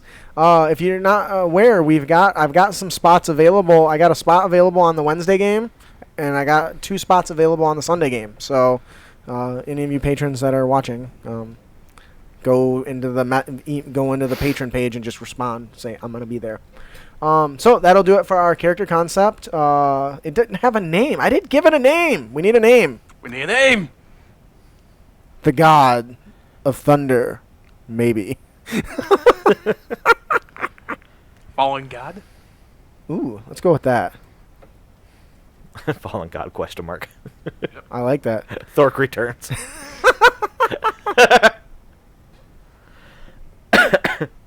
Yep. Yeah, double check. I wrote. I don't think I wrote the names down already. I don't remember. Anyways. So that'll do it for our character concept, Fallen God. Nathan, thank you so much for your submission. I'm super excited to introduce our monster variant today. We know you are. But what am I? Such a tool. All right. So our monster variant. This terrifying creature appears to be all muscle, smaller lower half, with a massive upper torso. It towers over its foes with a massive jaw from ear to ear, lined with razor-sharp teeth and a flailing 2-foot-long tongue. Its skin appears to be the form of ooze, constantly shifting around its body, reaching out with dozens of tendrils. I call this monster variant the Symbiote Warrior. You just want to make Venom. I did want to make Venom. We are Venom. That was really good.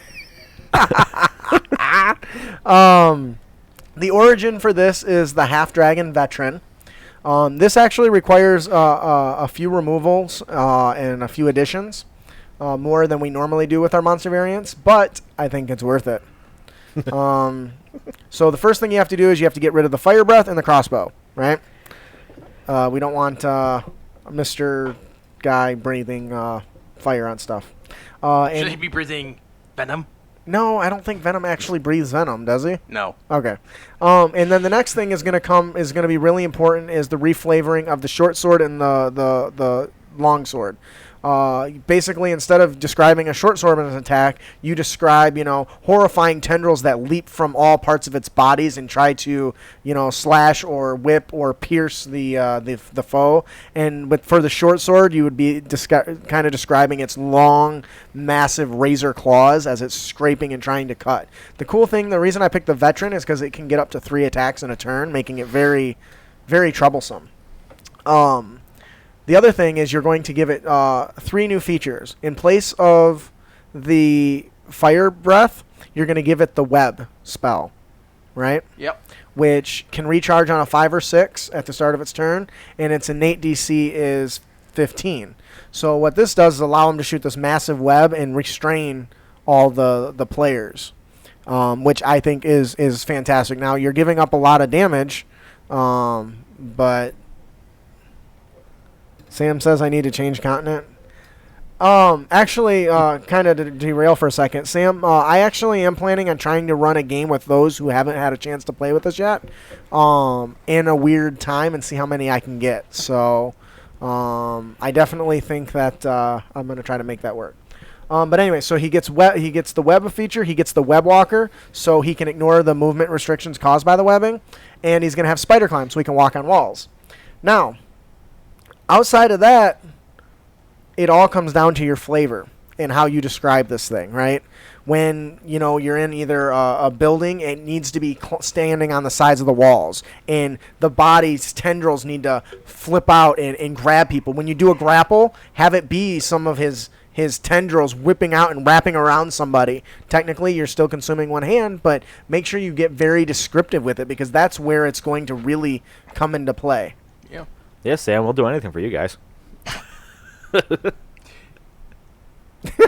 Careful. They may hold you to that. Yeah, I know, right? If you can get a few more patrons, I will go out of my way to do that. And like I said, that's something I've been planning to do already. That's nothing new. I've been trying to, because I can get up as early, if I don't work on the weekends, I can get up as early as 6 a.m. to run a game and still be fine. So I don't know what time that is for you, but that's about 14 hours ago for us. But anyways, so what do you guys think about this monster variant? Well, I'm a Spider-Man fan, so I'm down with this one. You're down with? I like the symbiotes. Yes, or what do they call it in the stupid video? Symbiote? Which is actually, me and a friend of mine had a very long discussion about that. It's actually a legal pronunciation of it, but why would you change it? Well, actually, he pointed out that the character who was saying that is Indian, from India, and that actually is how they say the word symbiote over in India. He knows this because he has students from India. Ah, got it. Anyways, what do you guys think about this this character? How would you envision running into something like this, or how would you run it yourself as a DM? With a new pair of pants. Would you be wearing brown ones? Yeah, it's just this creature sounds terrifying and just as bad to fight. I mean, what would the CR be for something like this? This is a CR5, I think. All right. Which isn't too bad. It actually does less damage then it's the original monster just by a smidge because it doesn't have Breath of Fire, but that's not too bad. But once again makes this interesting is if you give it this, it's got a really high strength, so you could grab people and run up the wall and just like drop them from the ceiling. And you can be attacking from the ceiling with these things going, shooting out, stabbing and thrusting and slapping and smashing them into the walls. And I love the idea of it towering over somebody and its tongue dripping out and running along their face and leaving this gooey slime with a all over your head, and then it kind of whips back as he's got you in his grapple, and then mouth opens over top of your head. I mean, I think just there's a meme for that. Nathan says run up a wall and stick them to a web 20 feet up. oh yes. So then they're incentivized to not let go. I had a wet dream about that once. That's It's funny. like Nathan. Magical dark. I would play somehow with Magical Darkness. Yes, that's a really good one. To fuck with players. He doesn't have dark vision, but why not give it to him? Oh wait, yeah, Dragonborn don't have half dragons don't have dark vision, do they? No. Half dragon or Dragonborn? Dragonborn do not. It's not a Dragonborn, it's a half dragon. I don't know. I don't know, but they might have dark vision. If they do have dark vision, that would be a great way to do it. You wouldn't even need magical darkness. Just fucking have his little thing. They got blind sense. That's right. You could just have his little tentacles come out and block, cover up their torches and blow them out and stuff. So, but anyways, I really was excited for this. I watched that new Venom movie. For those of you that don't know, whatever, I just watched the new Venom trailer, and it really got me excited for it. So I went and started watching like Spectacular Spider-Man and shit, which is awesome, by the way. Good series. But anyway, so that is our monster variant, the Symbiote Warrior. You just made me sad because Spectacular Spider-Man was a great series, and it was canceled before its time. Yeah, you need to pull that down and closer to your mouth. Same could be said, too, for Avengers, Earth Magic's Heroes, Wolverine and the X-Men. I can go on. Young Justice. Yes, I like Young Justice.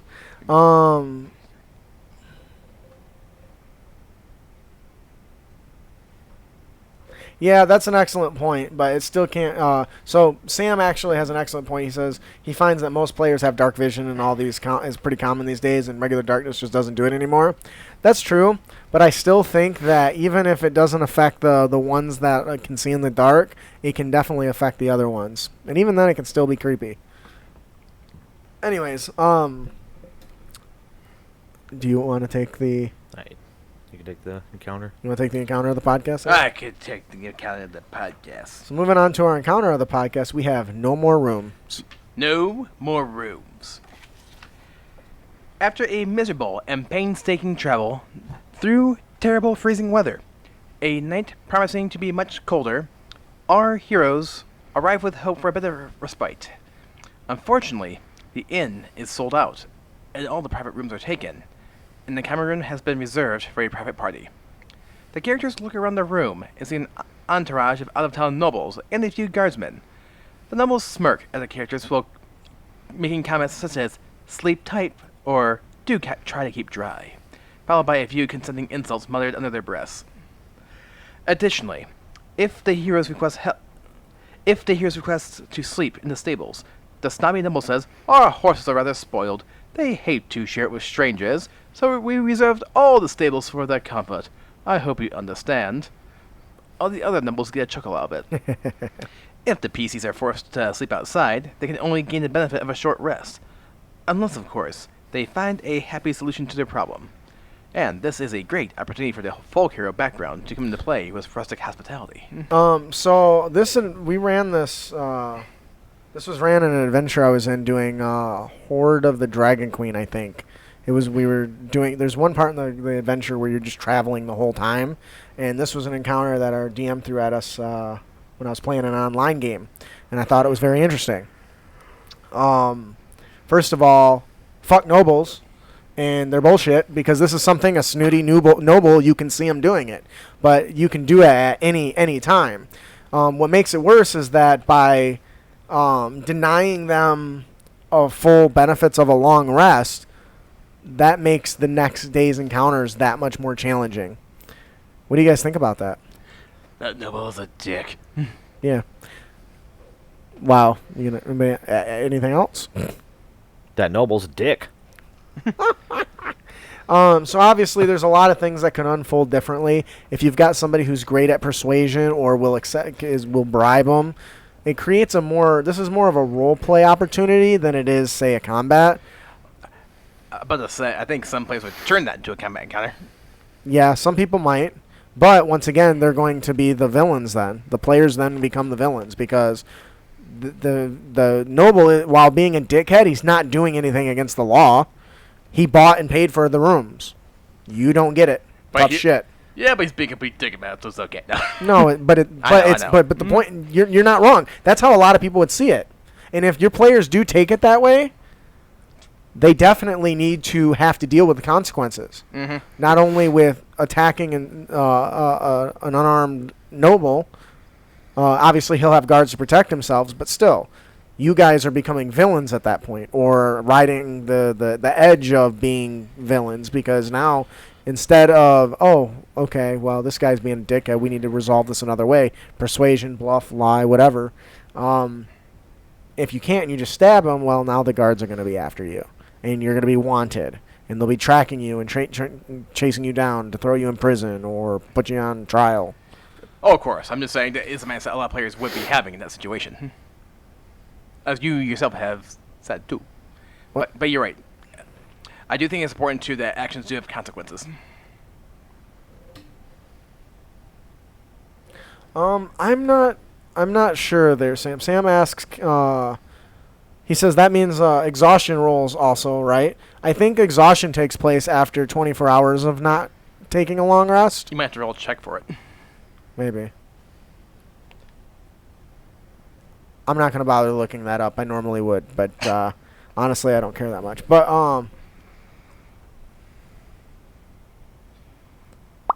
well, Nathan found nothing yet. Anyway.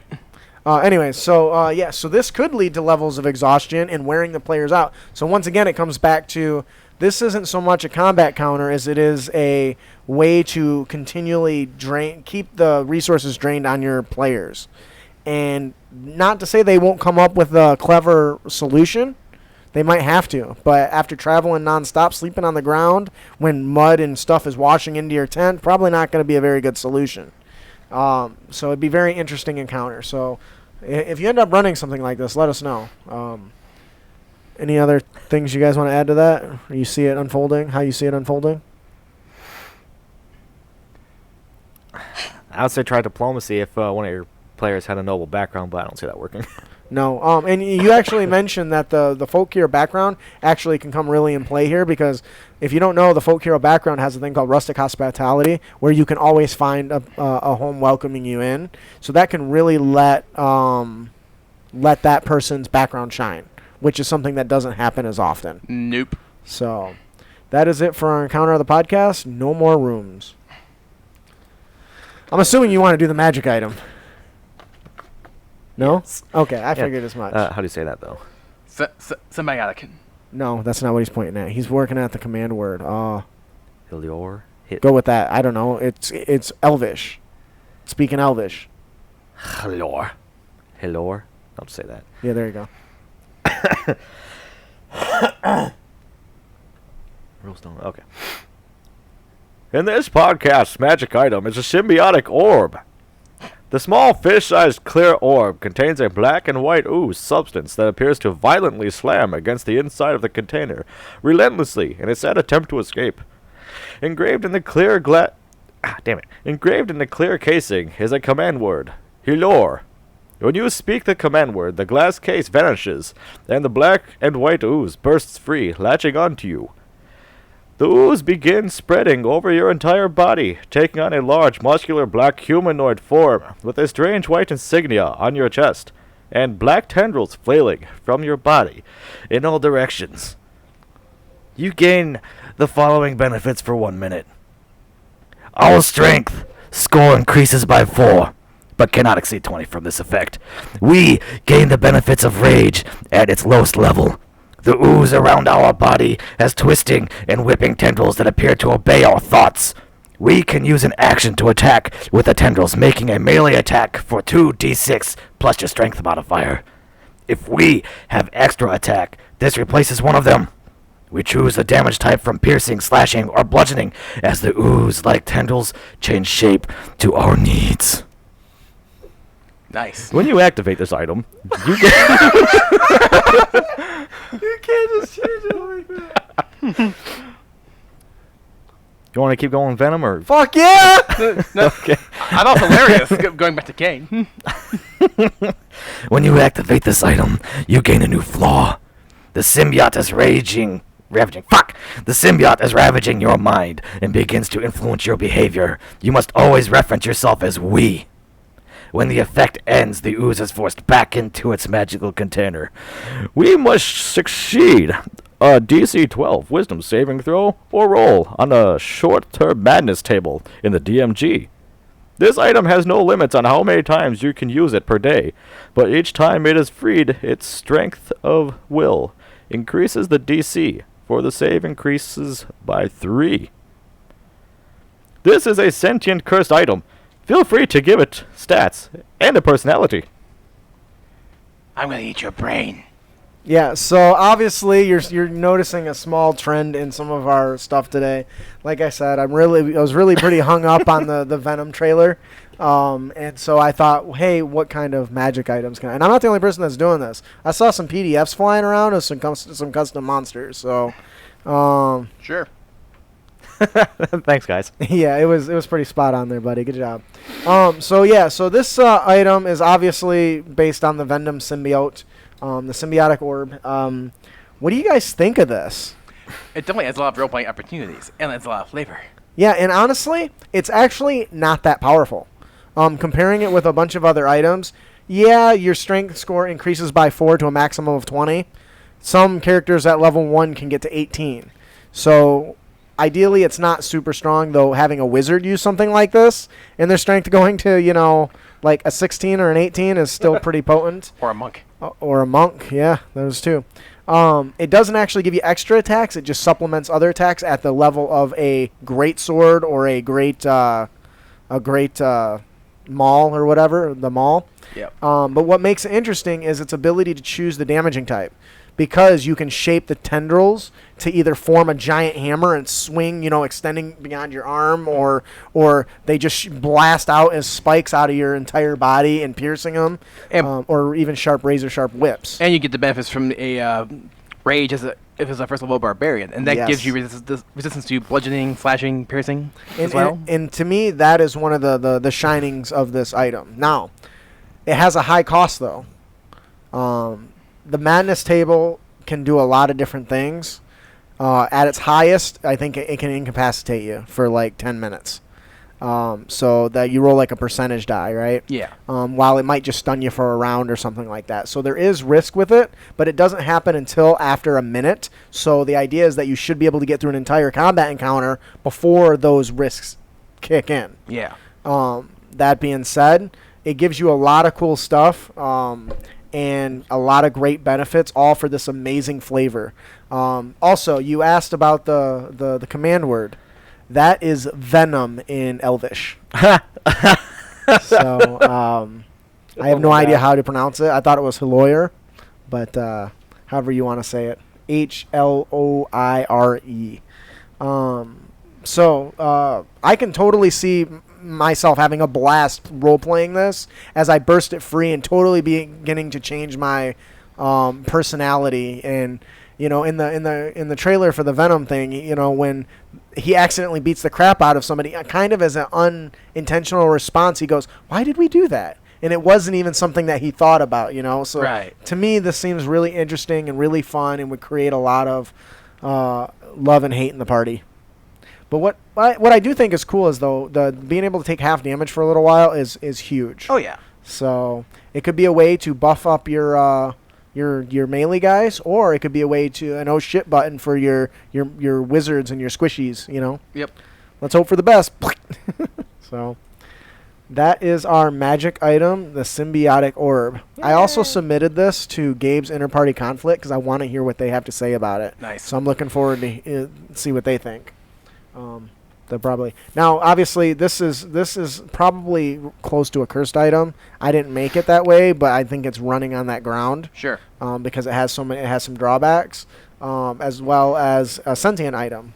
Now, it itself doesn't have any personality, but you could give it, when you use it, a unique personality. Alrighty. Going for the nads doesn't help if all damage is health. It's not all damage. It's just piercing, slashing, bludgeoning. Yeah, that's it. Yeah, just 3. So, like, magic and stuff doesn't get halved or anything. So, anyways, that'll do it for our magic item of the podcast, the symbiotic orb. And next up is our Dungeon Master's tip. Theme variation. It's a good idea to mix things up once in a while, so that your players can enjoy a variety of adventure structures. Even if you have a tightly themed campaign, it's okay to veer off course occasionally. And if your theme involves lots and lots of dungeon crawls or exploration, add a bit of mystery into a few sessions. Likewise, if you have lots of mystery, maybe throw in a little bit of political intrigue. And if your campaign is a little bit more on the serious side, toss in a goofy or silly villain for a bit of a lighthearted fun to follow. Toss in a goofy or silly villain for a bit of lighthearted fun to allow for more of a reset to the tension. And make sure you provide a variety of themes and villains to your campaign, and these often can breathe new life into a campaign and keep it from becoming too predictable. Yeah, I Keep it agree. from becoming too predictable. There. Yeah, I agree 100%. This is kind of a thing that I learned pretty big from 4th edition, because in 4th edition almost everything seems like a dungeon crawl or a skill check, right? Yeah. And it seemed less about going. It seemed less about the different styles of themes than it did about getting into the next room and killing the next group of monsters.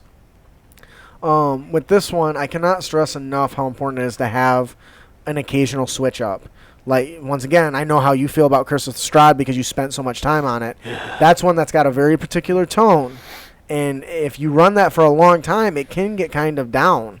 So having a one-shot or having a side adventure in Barovia Yeah. where there's a little bit of humor. Maybe the guy you talk to is cross-eyed and you DM the whole time cross-eyed, Something like that. Create a little bit of, loosen up the tension and make it a little more fun going. Otherwise, you can get burnt out by a particular theme over and over. Oh, yeah. So, especially when you start to expect the traditional tropes. So, yes. So that'll do it for our Dungeon Master. Did you guys have anything else? Nope. That'll do it for our Dungeon Master tip of the podcast, theme variation. Samuel, you say going for the nads doesn't work when all damage is halved. I would disagree. Yeah. Because while having half damage is a big deal, if you drown them, they still can't breathe. If you take control of them, they still can't control themselves. And pain does not equal damage. Right. Severity. Right. All right. I mean, what hurts more, Aw. being hit with a sledgehammer or poked with a needle? Just saying. Yeah, I always thought of Or a paper cut. another possible way to use that orb. Oh, yeah? Yeah. I don't know how well it would work, though. Toss the orb to a villain. Say the keyword so that it engulfs him, and then grapple his ass until he has to make the DC. And whenever he succeeds, say it again until he fails.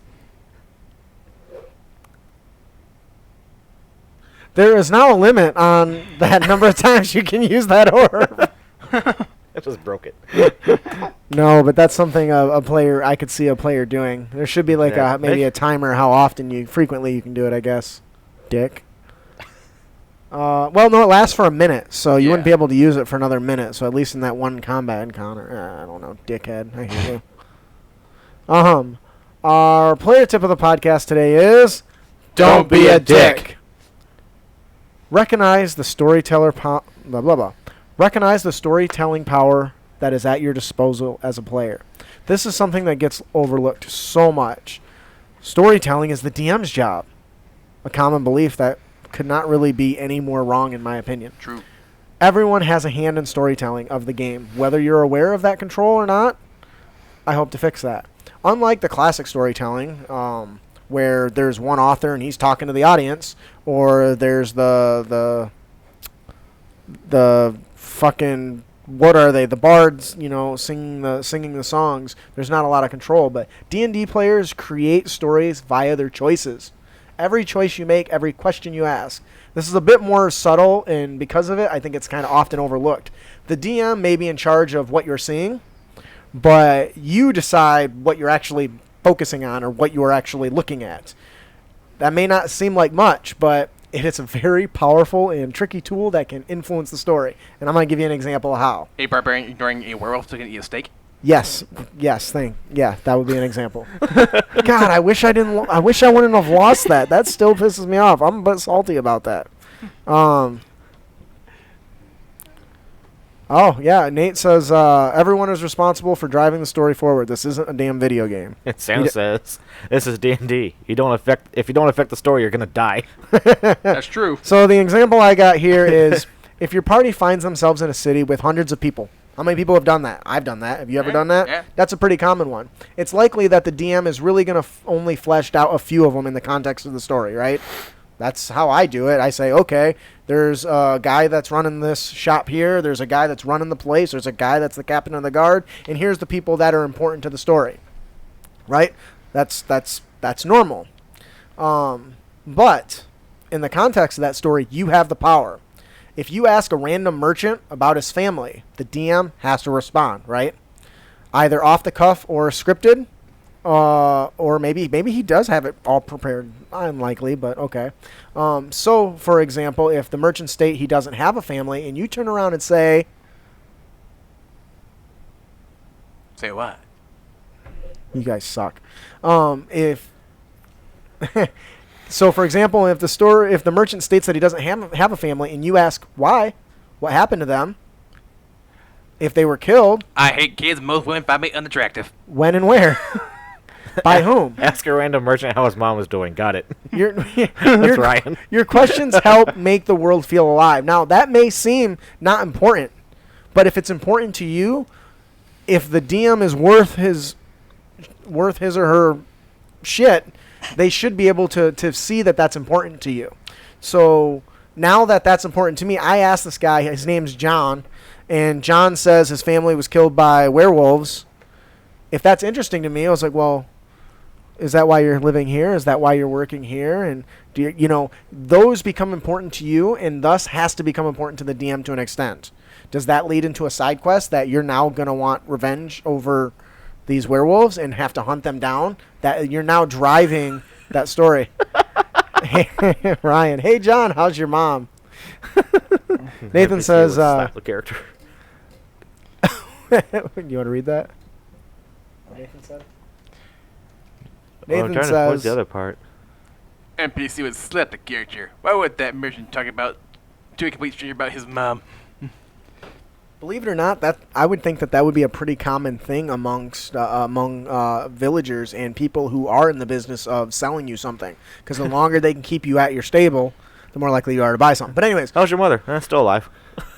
Oh, yeah? What's her name? Rosalie. Oh, yeah? How's she doing? Still working at the brothel. Oh, yeah? Which one?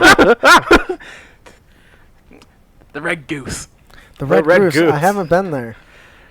I've been the Choking the Chicken, though. Oh my God.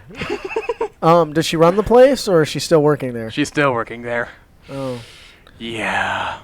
That's got to be rough on you. You have no idea. She still got the roast beef going on. The point is that... Dude, just stop. They have Sam a great freaking out about breakfast buffet. The point is that as... Arby's number 3. Arby's number 3. I imagine we don't have any female listeners anymore. Like, in Oh, all Tate, seriousness. no. Yeah. Anyway, oh God, don't say that. That's gnarly. That's pretty bad. All right, so the point is that you as the player, when you take interest on stuff, it forces the DM to react and flesh out that stuff. That's why being an explorer and a lore seeker is its own player archetype, because those are important to some people. Are you fucking done yet? No. What did the lesbian's vampire say to the other one? See you in a month. Oh God. I don't even know. I don't even know. Bruh. For those of you who don't know, that was actually Ryan Reynolds' joke from Blade Trinity. He said that. That's hilarious and nasty. Anyway, But it was also Blade Trinity. yeah, that was. We don't talk about that. There was one good line out of that. It was fun. But anyway, Ship rolls up and sank again. we're scooping out water, but every time we get distracted, it starts to go under again. Whee! Anyways, now you have this control, and because you can manipulate the story a bit. Now, don't do this if you don't actually have interest in it.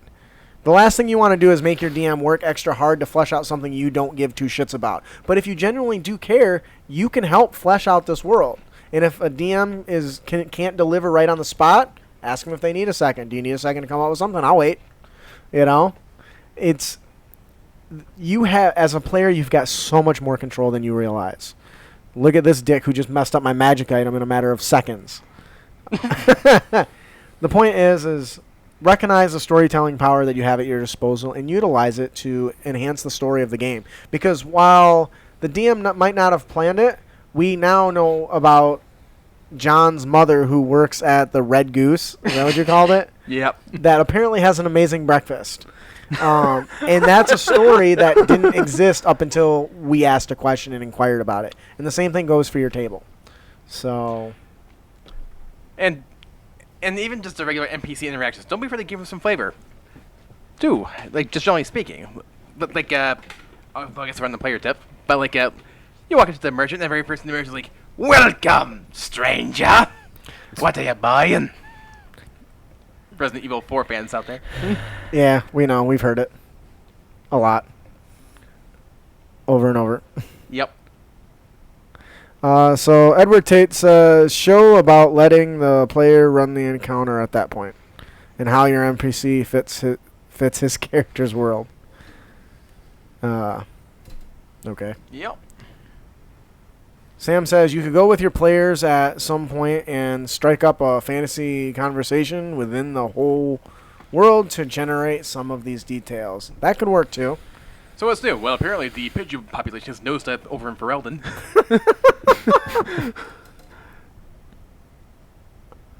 Yeah, it can help to, Sam says it can help the players to ask about the shared ideas within the world.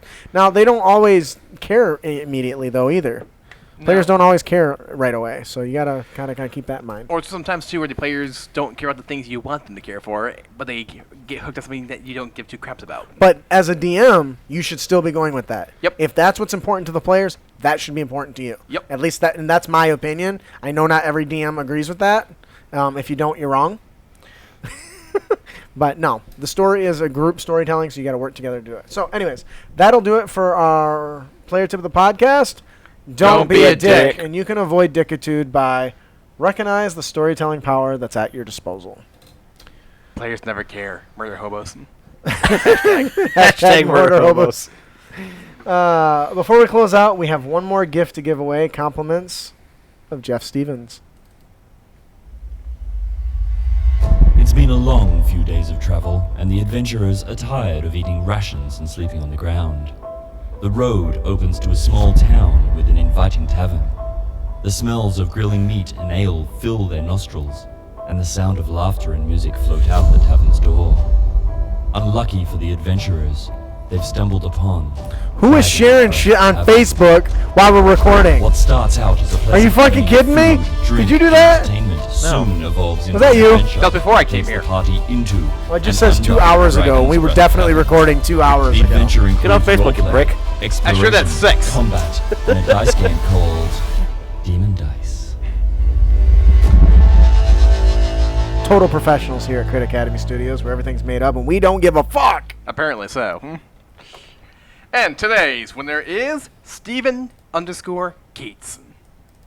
When it comes crashing down and it hurts inside, you gotta take a stand and don't have to hide. Oh, look at these cannons. Remember Gabriel talking about that? He said this kid came up to him and says, "Oh, I need my medicine." And he looks down and says, "What's wrong? Are you okay? What do you need medicine for?" He goes, "I need it because these pythons are sick." Oh my god, that shit's funny. I want those poses out of the poster. Tell you what, Nate, I'll draw them up for you. So congratulations, Stephen Keats. If you enjoy the adventure, please head on over and let Jeff Stevens know. Follow the link in your email and leave him a review. Tell him what you like, what you didn't like, and if you enjoy it, tell a friend. It could be Stefan Keats for all I know, though. Whatever. So, please join us in our next episode where we hear feedback from you, our heroes. We will be discussing how to run political intrigue, espionage, sabotage, and similar cloak and dagger activities in your campaign. Because what you don't know is what kills you. It's true. The guy that knows more always has the edge. What doesn't kill you gets you later.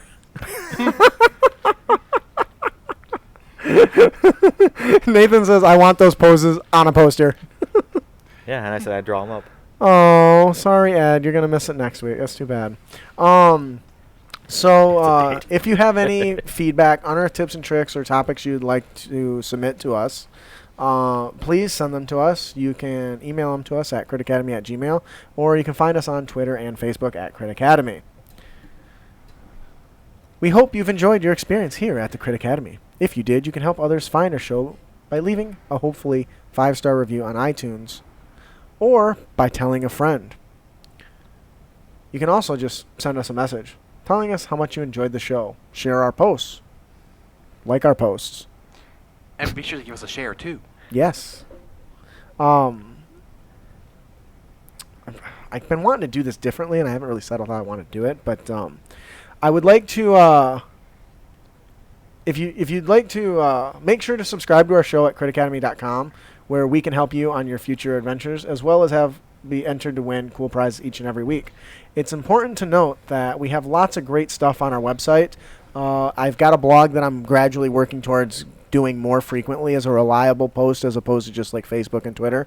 But we have swag. If you want a shirt with our name on it, tell everyone that you're part of Crit Nation. We do not have a shirt that says Crit Nation on it. We need to do that. Oh, Now, speaking of which, who's a witch? you Okay. need to burn him. But does he weigh as much as a duck? Dude, I weighed Watch like as a 20 duck. ducks, man. No, I got a lot of ideas and drawings I want to do for those shirts. Well, how about So, you get me one first? Hashtag, I did get you one. You already have one. You need more. Okay. But I got a lot of ideas I'm working on. I got those. I've already started a sketch of us. It's not inked or anything. To look as good as the one that they did for DM's Guild or Monsters of the it's Guild, because I my look own sexy style, as but shit. There's that. Can you take off like 10 cameras worth? I can make you beefy as fuck if you want. Actually, I make us all look like that. You got to make it look like. Like we got like a 20-pack going on. We're just So that'll be exciting. has been passed down throughout the generations by the Armstrong family. I want to give you a curly cue just because you keep saying that. One thing I want to I want to talk about is we now have an affiliate with DM's Guild. So if you do decide to purchase anything, like that awesome Monsters of the Guild, I got the book, by the way. It's fucking amazing. If you want to purchase something on DM's Guild, if you go to our website, there's a banner. If you use that to link, they give us a small kickback if you purchase anything. So that's a good way to help our show without having to, do anything really extra. So Neat. So yeah, there's that. Yeah. And make sure you subscribe to our show at critacademy.com so you can help us. So we can help you on your future adventures, as well as a chance to win cool prizes each and every week. You'll also find links to our fellowship members there as well. Yes, definitely check out our fellowship members. We got a great collection of people ranging from the Facebook group Game Master Stash, who posts stuff all day long, to Inter-Party Conflict with Jeff and Gabe, who answer your questions every day to help bring you the best tabletop experience possible, as well as D&D Character Lab, where they write up creative characters every week and pit them together in a battle of wits, kind of bard style. It's pretty awesome. And then, of course, we have, Jeff Stevens on there and Laura Smith, and all those people are over there, so check them out. Yeah, what does that say there? Sam has an awesome idea, and I don't know how we're going to be able to do something like that. Okay, well, what does it say? Any chance of a Crit Nation, Crit Academy, with my name on it somewhere? I'd pay well for that. I understand the elevated cost for custom screen printing. Oh, something that like Jersey. blank is part of Crit Academy or something like that. I can make that happen. Obviously, there's a little bit additional cost for it, but if you would like a custom shirt that says something unique, just let me know, and I think I can make that happen. Nice. Obviously, there's additional cost to it, but I'm pretty sure I can make that happen. Old school iron. For top tier patrons, yeah, shirts aren't cheap. I would have to add another tier just to get you a shirt. Iron-ons. Old school iron-ons. Those don't last very long. No, they don't. Anyways, I definitely will take that into consideration, Sam, and I think that's a great idea. So I'll see what I can do for you there. Done. Job's done. Okay. This episode is edited by Canon. Blah, blah. Canon. This hey, shut up, asshole. This episode is edited by Camden Sonic Stacy. He's got an awesome profile picture added to our website. You should check it out on the about us section. What kind of fuse is that? It's Canon fuse. What do you use it for? My Canon. One more thing. I hope this really goes well. Camden is going to be in charge of our live feed audio for adding sound effects and stuff to our game as we go. Neat. For our Wednesday and Sunday game. So if that works, that might become a normal thing for our monthly patron games. So I'm super excited for that because he's like a master. That's what his degree is and shit. So I'm super stoked. That being said, I am your host, Justin. I'm your co-host, Brandon. I'm your co-host, Ian. No way. Oh, damn. Thanks for listening. Keep your blades sharp and spells. Go Fucking ahead. prick. Go ahead. Keep your blades... God! Now you got me on the thing. Keep your blades sharp and spells prepared, heroes. Keep your blades sharp and spells prepared, heroes. You're just Camden gonna- cut out his name. Yeah, you're going to edit me out. You're fucking dick. Keep your blades sharp and spells prepared, heroes. Ian doesn't get a turn. Keep your blades sharp and spells Ian prepared, doesn't heroes. get a turn. Heroes. No. Heroes. Stop. Heroes. Heroes. Heroes. Heroes. Heroes. Okay, go ahead, Ian. We'll let Ian do it this week. Go ahead. Keep your blades sharp and spells prepared, heroes. Once again, Camden, make sure you put my name in. Or my line in. Don't listen to him. All right, guys. Hey, thanks for joining us today. Hopefully, next time we record, this will be a little better organized, and the camera will be a little straighter and nicer and all that jazz. And we're counting continuous improvements for you guys. It's true. I keep saying that, but I feel like we keep having bad problems. Nailed it. Nailed it. See you guys later. Wave to the Bye, camera. guys. See ya.